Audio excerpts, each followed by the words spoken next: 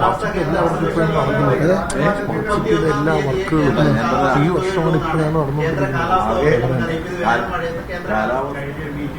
ഓർമ്മയിലുണ്ടാവുമല്ലോ. ഇതുപോലെ ഇതിന് സമാനമായ ഒരു മീറ്റിംഗ് കൂടിയിരുന്നു.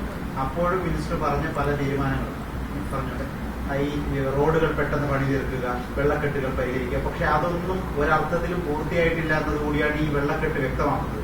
അന്ന് നമ്മൾ 100 ദിന കർമ്മ പദ്ധതി പ്രഖ്യാപിക്കുകയും ഇനി അങ്ങനെ ഒരു പ്രശ്നം ഉണ്ടാവരുത് എന്നതായിരുന്നു ഉദ്ദേശിച്ചിരുന്നത്. പക്ഷെ അതൊക്കെ പാളിപ്പോയില്ലേ മിനിസ്റ്റർ? ഈ തലസ്ഥാന നഗരിയിലെ വെള്ളക്കെട്ടെന്ന് പറഞ്ഞാൽ ഇത് പെട്ടെന്നുണ്ടായ ഒരു സംഭവമല്ല. എൻ്റെ അനുഭവത്തിൻ്റെ അടിസ്ഥാനത്തിൽ ഞാൻ 95-2000 കാലഘട്ടത്തിൽ തിരുവനന്തപുരം കോർപ്പറേഷനിലെ മേയറായിരുന്നു. അതിനു മുമ്പും ഉള്ള അനുഭവമുള്ളവർ ഉണ്ടാവും, ഇവിടെ പറയാൻ അനുഭവമുള്ളവരുണ്ടാവും. എനിക്ക് നേരിട്ട് ഉള്ള ഒരു അനുഭവത്തിൻ്റെ അടിസ്ഥാനത്തിൽ പറയുകയാണ്. അന്നും നഗരത്തിൽ മഴ പെയ്താൽ ഇതേ രൂപത്തിലുള്ള വെള്ളക്കെട്ട് ഉണ്ടാവാറുണ്ട്. അത് ഇടയ്ക്ക് ഇടപെട്ട ശേഷമാണ് തമ്പാനൂര് നമ്മൾ അവിടെ അതിനുവേണ്ടി ഉള്ള ഇടപെടൽ നടത്തിയതിൻ്റെ അടുത്ത തമ്പാനൂരും കിഴക്കേക്കോട്ടയും 2 വർഷമായിട്ട് അവിടെ വെള്ളക്കെട്ട് ഉണ്ടാകുന്നില്ല. ബാക്കി നമ്മുടെ ഈ പാർവതി പുത്തനാർ, തെക്കനങ്കര ഓട, ഉള്ളൂർത്തോട്, പഴവങ്ങാടിത്തോട്, കരിയിൽത്തോട്, ഈ പട്ടത്തോട്, ഈ തോടുകളൊക്കെ തന്നെ നമ്മുടെ സിറ്റിയിലെ ഏതാണ്ട് ഈ 100 വാർഡുകളിൽ കൂടെ കറങ്ങി പോകുന്നതാണ്. ഈ തോടുകളിൽ വെള്ളം നിറയുന്ന അവസരത്തിൽ ഓവർഫ്ലോ ആവുന്നുണ്ട്.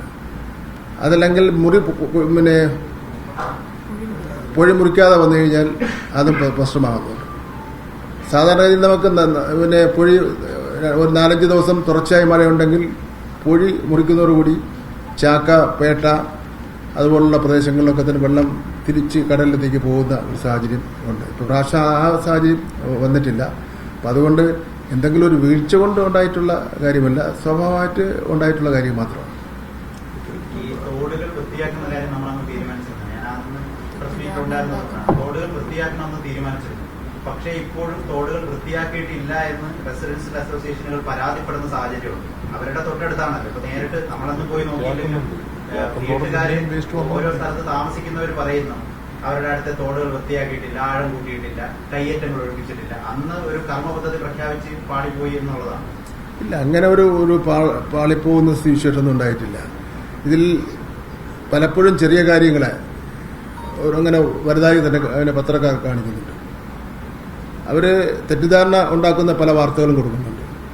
യഥാർത്ഥത്തിൽ ഗവൺമെന്റും കോർപ്പറേഷനും ഈ ഞാൻ പറഞ്ഞ ഈ 4 ദിവസമായി ഉണ്ടായിട്ടുള്ള മഴക്കെടുതിയെ നേരിടുന്നതിന് വേണ്ടി ചെയ്തിട്ടുള്ള പ്രവൃത്തിയെ സംബന്ധിച്ചിടത്തോളം ഒന്നും കാര്യമായി വരുന്നില്ലല്ലോ.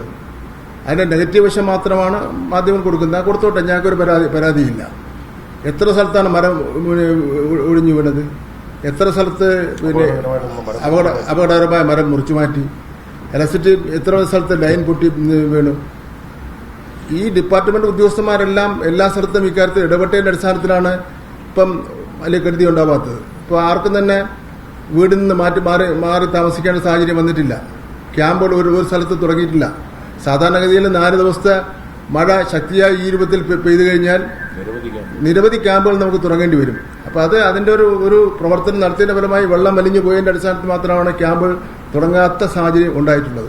ഇവിടെ ഗവൺമെന്റും തിരുവനന്തപുരം കോർപ്പറേഷനും ഉണർന്നു തന്നെ പ്രവർത്തിക്കുന്നുണ്ട്. ഏതെങ്കിലും ഒരു പ്രദേശത്ത് ഉണ്ടാകുന്ന ചെറിയൊരു കാര്യം വെച്ചുകൊണ്ട് ഒന്നും നടക്കുന്നില്ല എന്നുള്ള നിലയിലുള്ള പ്രചരണം, തെറ്റിദ്ധാരണാജനകമായ പ്രചരണം നടത്തുന്നത് അത് അത് ഗുണമല്ല എന്നാണ്. അത് ബോധപൂർവമായിട്ടുള്ള പ്രചരണമാണെന്ന് മാത്രമേ കാണാൻ വേണ്ടി പറ്റുള്ളൂ. ഈ വർഷമാണ്, കഴിഞ്ഞ വർഷമല്ല.